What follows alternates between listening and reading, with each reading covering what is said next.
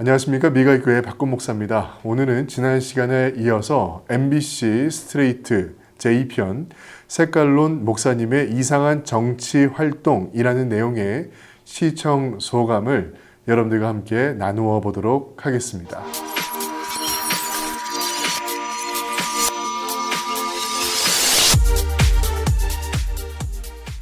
일단은 기독교 목사인 제가 봤을 때 이 정광훈 목사의 발언과 생각은 상식적으로 좀 이해가 되지 않는 그런 부분들이 많이 있었습니다. 먼저 이 정광훈 목사에 대해서 제가 한번 찾아보니까 연관 검색어에 빤스 목사라고 되어 있더라고요. 사실 저한테는 좀 생소한 말이었는데요. 좀 찾아보니까 내용은 이렇습니다. 정광훈 목사가 이런 말을 했더군요. 내 앞에서 여자 신도가 속옷을 내릴 수 있다면 그 성도가 진짜 내 성도다 라는 좀 어처구니 없는 그런 발언을 했다고 합니다. 저는요, 이 말을 듣고 믿겨지지가 않았습니다. 왜냐하면 목회자가 할 수 있는 말이 아니거든요. 이건 있을 수가 없는 얘기입니다. 성도는 하나님의 백성입니다. 하나님의 백성에게 어떻게 그런 말을 할 수 있는가? 제가 볼 때는 제 상식선에서는 좀 이해가 되질 않았는데요. 이것만 보더라도 정광훈 목사가 성도를 어떻게 생각하고 있는가를 어느 정도 짐작할 수 있는 대목입니다. 저는 이 부분을 보면서 여러분들에게 성도란 무엇인가를 먼저 알려드릴 필요가 있다고 생각을 했습니다. 성도의 개념을 잠깐 생각해 본다면 구약적 개념으로 성도를 생각해 볼 때 세상과 구분되어진 자, 좀 더 정확하게 세상과 거룩하게 구분되어진 자가 바로 성도입니다. 갈라디아서 1장 3절 이하의 말씀만 봐도요. 성도는 세상에서 건짐을 받은 자다라고 이야기를 하고 있습니다.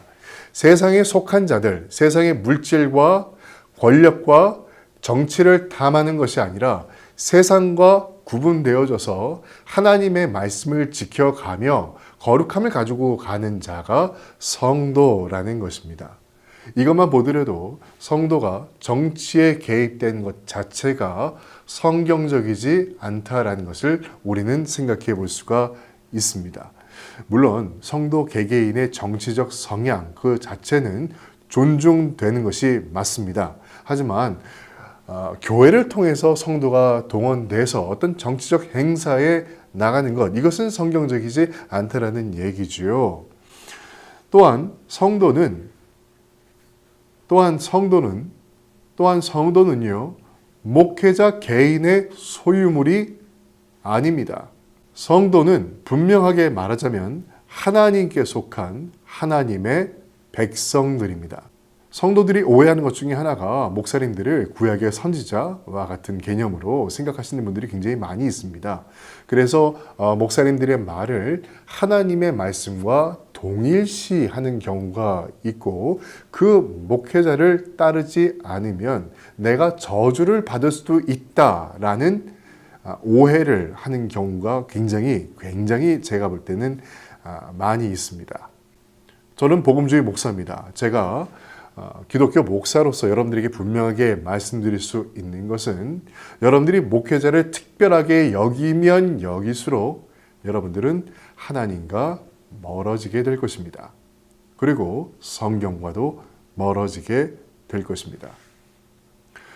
여러분은 살아계신 하나님을 의지해야지 목사님을 의지해서는 안 됩니다. 그런데 대부분의 경우를 보면은 살아계신 하나님보다도 내 눈에 보이는 목사님들을 더욱더 의지하고 더욱더 섬기는 그런 경우를 솔직하게 많이 보게 됩니다. 그런 모습은요, 심지어 여러분들의 구원에까지 문제가 될 수 있습니다. 목회자는 하나님이 세우신 종이 맞습니다. 그건 분명하지요. 그런데 한번 잘 생각해 보십시오. 하나님이 세우신 종입니다. 자, 다시 한번 얘기할게요. 하나님이 세우신 종입니다. 자, 여러분들이 볼 때 지금의 일부 목사님들, 정치 목사님들을 보면 그분들이 종 같습니까? 아니면은 회사의 CEO 같습니까? 여러분들이 보실 때는 어떻게 보이십니까? 목회자의 역할은 뭐냐면요. 하나님의 성경이라는 것은 고대 근동시대의 내용을 담고 있습니다. 그렇기 때문에 그것을 21세기적으로 푸는 것에 문제가 많이 있죠. 그래서 신학적으로 연구를 하고 공부를 하면서 어떻게 하면 하나님의 말씀을 성경에 있는 그대로 여러분들에게 전할 수 있는지를 연구해야 되는 것이 바로 목사님들입니다. 그리고 그 외의 신앙생활은 성도와 같이 함께 하나님의 백성으로서 올바른 신앙생활을 하기 위해서 노력해야만 하는 성도라는 것이죠. 성도라는 것입니다. 목회자는 특별하지 않습니다. 왜냐하면 죄를 짓고 여러분들과 똑같은 생활을 합니다. 그렇기 때문에 함께 구원이라는 공동적인 목표를 위해서 올바른 신앙생활을 하기 위해 함께 노력해야 할 존재라는 것입니다. 뭔가 특별한 게 아니에요. 특별한 능력을 행하는 것이 아니에요. 능력이라는 것은 사람이 행하는 것이 아니라 하나님이 행하시는 것입니다.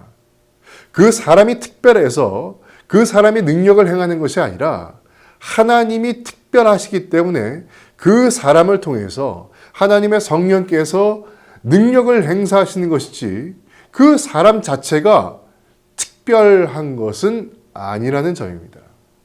근데 사람들은 그 특별함을 독특하게 해석을 합니다. 그것부터 잘못된 것이죠. 예수님의 경우도 마찬가지였습니다. 예수님께서는 기적을 보이신 이후에 우리가 성경을 보면 알 수 있지만 대부분 그 자리를 피하셨습니다. 예수님께서는 인기를 멀리하셨습니다. 그 이유가 무엇입니까?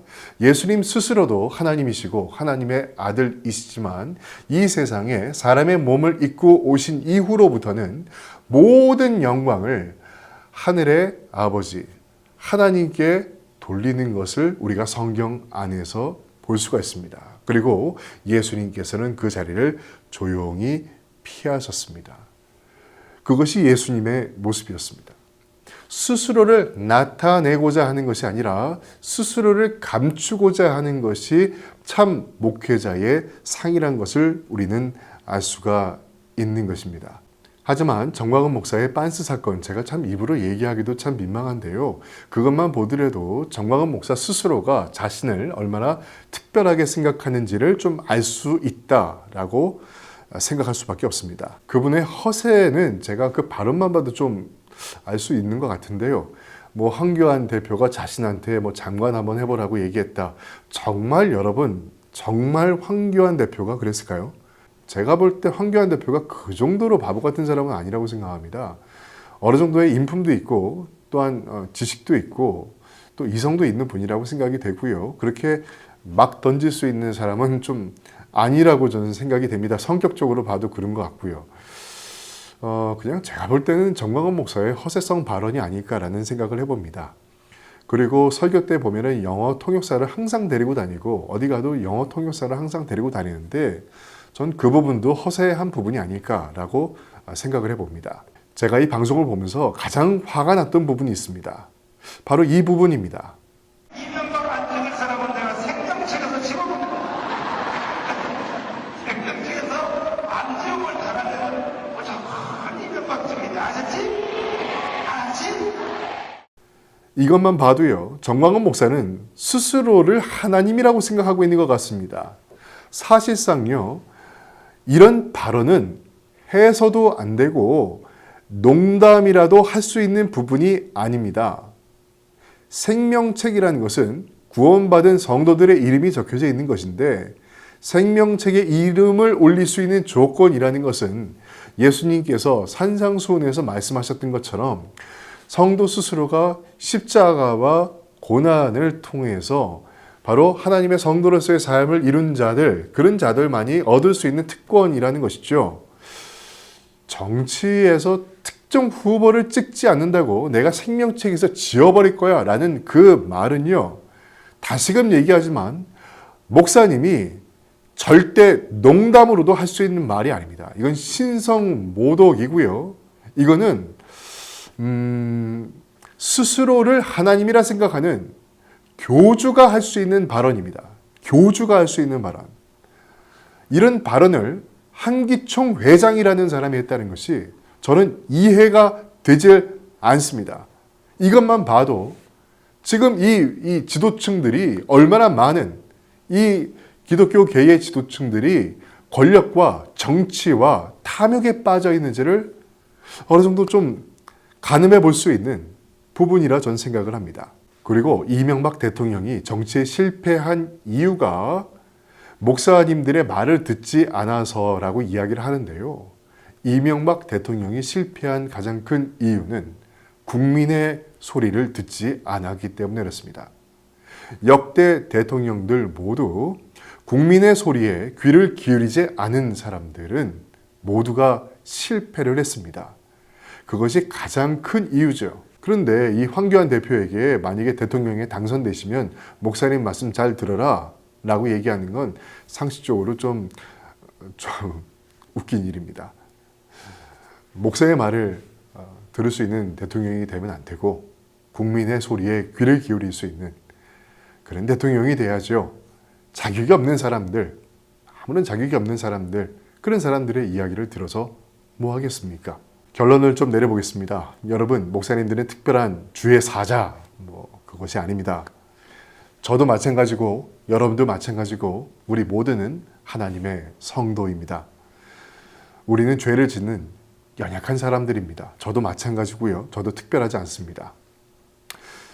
우리는 세상을 좀 멀리하고요. 물질의 탐욕과 권세를 따라가는 사람이 아니라 하나님의 말씀을 따라 살 수 있는 그런 사람입니다. 그런 사람이 세상과 구분되어진 하나님의 성도인 것입니다.